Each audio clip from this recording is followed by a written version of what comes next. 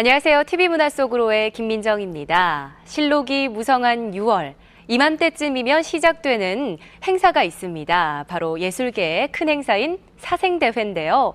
미술협회 등에서 주관하는 큰 대회는 신진 작가들에게 등용문이 되기도 하고요.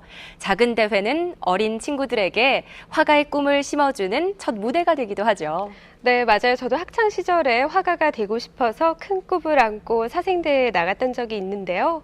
비록 입상은 못했지만 제가 한 가지 느낀 게 있습니다. 바로 화폭에 담으려고 세상을 바라보니까 항상 보던 풍경도 정말 특별하고 의미가 있다는 건데요. 네, 입상 못지않게 좋은 경험을 하셨는데요. 매주 지역의 문화예술인을 만나보는 톡톡톡 시간입니다. 오늘은 한상원 아나운서 대신에 김수연 리포터가 나와주셨는데요.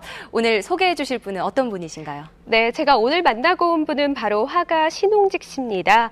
자신이 살아가는 지역의 풍경은 물론이고 전국 곳곳에 아름다운 풍경을 화폭에 담는 분인데요. 그가 바라본 풍경은 어떤 모습일지 지금 함께 만나보시죠. 노란 언덕이 눈길을 끄는 유럽의 외딴 항구부터 어선이 즐비한 한국의 포구까지 원색적인 색채와 유화 물감의 거친 질감으로 자신만의 풍경을 그리는 작가가 있다. 작품에 생동감을 불어넣는 화가 신홍직. 그가 그린 풍경 속으로 들어가 본다.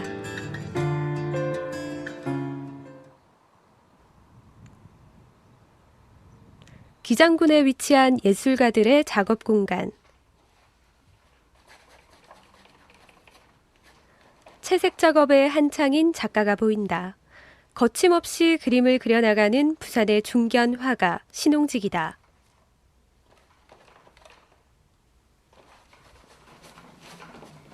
그는 다양한 풍경들을 캔버스에 담는다. 전북 정읍의 동진강변에 서보는가 하면 통영의 동피랑에서 찾아가기도 어려운 울릉도의 저동항까지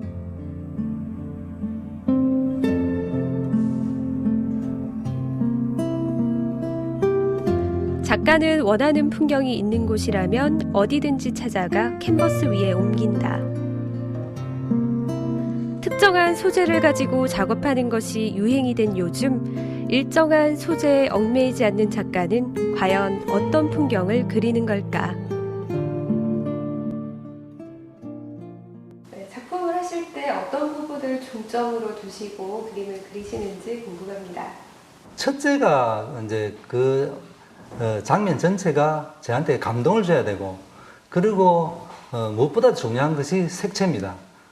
예, 그 속에서 제 나름대로의 어떤 대상을 그대로 재현하는 것보다는 제 나름대로의 감정과 감각을 가지고 그것을 재구성하고 가상을 시키고 이렇게 해서 그림을 만들어 나갑니다. 풍경을 있는 그대로 묘사하지 않는 신홍직 작가. 나이프를 사용해 풍경이 준 인상을 자유롭게 그린다.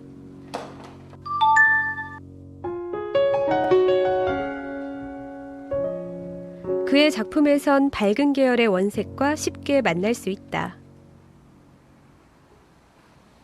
밝은 기운을 전해주고 싶은 어떤 그런 마음입니다. 늘 그림을 그리면서. 예전에는 좀 아주 이래 비판적이고 좀 어두운 면, 이런 것을 그리기도 하고, 또 인물을 그리면서 그런 걸 은연중에 좀 드러내기도 하고, 이렇게 했는데, 요즘은, 글쎄요, 이제 나이가 드는 탓인지, 이제 더욱더 이렇게 밝고, 보는 사람이 그저 맑은 에너지를 느낄 수 있도록, 그렇게 내 그림이 그런 기분으로 전달이 됐으면 하는 그런 바람으로 제가 작업을 합니다. 익숙한 풍경에 자신만의 의미를 담고자 한 작가. 원색의 화려함과 나이프의 터치에서 느껴지는 생동감은 활기찬 에너지를 표현해내기에 충분했다. 신홍직만의 작품이 무르익기까지 새로운 풍경을 찾아 떠난 여정은 그에게 큰 영향을 주었다. 굉장히 이국적인데 어디서 작업을 하신 거죠? 네, 여기는 체코의 체스키라는 곳입니다. 크롬로프라고도 하는데, 아주 그 지붕들이 굉장히 그 인상적이더라고요. 전부 다 그 붉은 오렌지색으로 그 오후 시간에 그 따뜻한 햇살을 받아가지고 그 마을 전체가 마치 보석같이 막 빛나는 듯한 그런 느낌들이 굉장히 그 좀 인상적이었습니다. 거의 나이프로 가지고 두툼한 색감을 올려서 마테리얼 효과를 살리면서 그렇게 작업을 한 겁니다. 한국에서는 볼 수 없는 유럽적인 색채에 반해 골목골목을 누비고 다닌 신홍직 작가.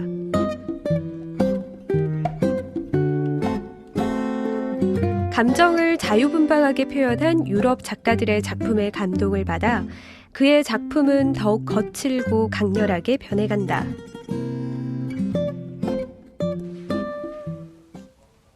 그의 작업실 한편, 작은 갤러리를 떠올리게 하는 공간이 있다.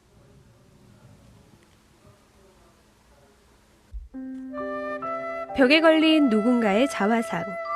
1960년대 부산 구상미술의 태동기부터 활동해왔던 원로 작가 신창호다. 작가의 아버지이기도 한 신창호 화백은 오늘날의 신홍직을 있게 한 인물.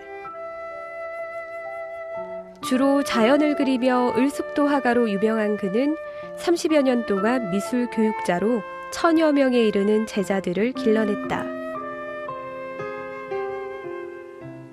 아침에 새벽 일찍 일어나가지고 이제 도시락을 싸들고 아침 일찍 가서 그림 같이 한 장 그리고 또 점심 때 이제 막걸리 한 잔 곁들이 가면서 점심을 먹고는 좀 쉬다가 또 오후에 작업을 하고 돌아오고 이랬던 기억들이 납니다. 아버지의 재능을 물려받아 어린 홍직은 자연스럽게 아버지와 같은 길을 걷게 된다. 그에게 아버지는 언제나 성실하고 그림에만 푹 빠져있던 순수한 화가였다. 사진 작업을 하고 이런 거 굉장히 그 싫어하셨어요. 특히 그 젊은 사람이 이제 그 사진을 가지고 작업을 하면 그 아주 그 예술적인 감수성 이런 것을 키우지 못한다 이래가지고 제가 가령 뭐 이래 화실에서 작업하고 있는데 아버지가 이래 오셔가지고 사진 들고 작업하는 걸 보시면 굉장히 야단을 치고 아버지가 오신다 싶으면 막 그거를 막 사진을 숨기기가 바쁘고 이런 그 기억이 나네요.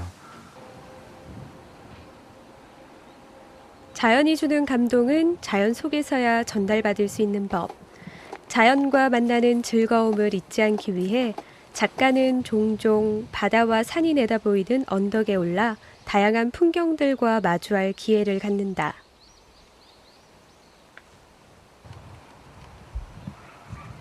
밖으로 나오면 준비해야 할 것들이 많지만 그에게 이 시간은 그 어느 때보다 소중하다.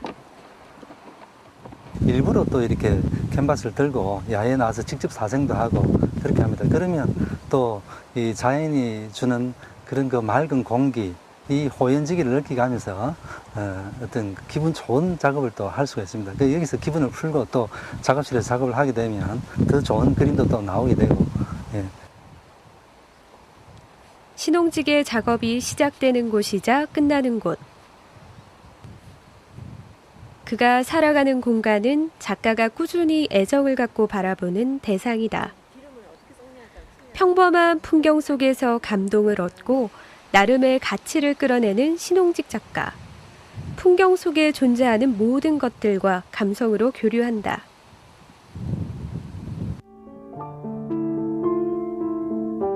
가장 최근 작업인 기장 연하리의 풍경과 부산의 다양한 모습들까지.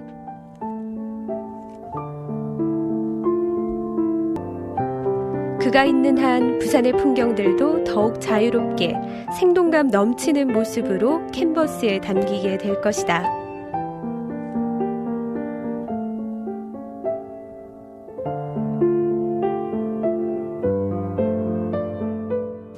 제 작품 속에서 그 밝은 에너지, 맑은 기운, 어떤 이 희망 이런 것을 느낄 수 있다면 또 그런 그림을 제가 더 자유롭게 많이 그릴 수 있다면 저는 더 이제 한이 얻겠습니다.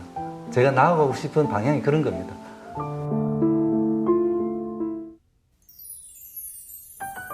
밝고 생동감 넘치는 모습으로 다시 태어나는 풍경들. 그 안에 자연의 생명력과 건강한 에너지를 담아내는 화가 신홍직이다. 신홍직 화가가 작업하는 모습을 보면 굉장히 격정적이라는 생각이 드는데요. 자연에서 받은 인상을 재빨리 표현하기 위해서 나이프로 폭풍처럼 몰아치듯이 작업을 한다고 합니다. 네. 자연의 감정을 내맡긴 채 자유롭게 표현하고 싶어하는 작가의 의지가 엿보였습니다. 저는 특히 그 색상이 참 인상적이었는데요. 노랑, 빨강 이런 원색들을 많이 사용하다 보니까 생동감이 한층 더 느껴지더라고요. 아무래도 신홍직 작가의 눈에는 밋밋한 풍경도 에너지 넘치고 경쾌하게 보이는 건 아닐까 싶습니다. 마음까지 들뜨게 하는 신홍직 작가의 작품 수연 씨 덕분에 잘 봤고요. 다음으로는 풍경은 물론이고 일상을 필름 속에 녹아내는 사진을 살펴보겠습니다. 해운대 고은사진미술관에서 옛 부산을 추억하는 사진전이 열리고 있다고 하는데요. 부산 사진을 재발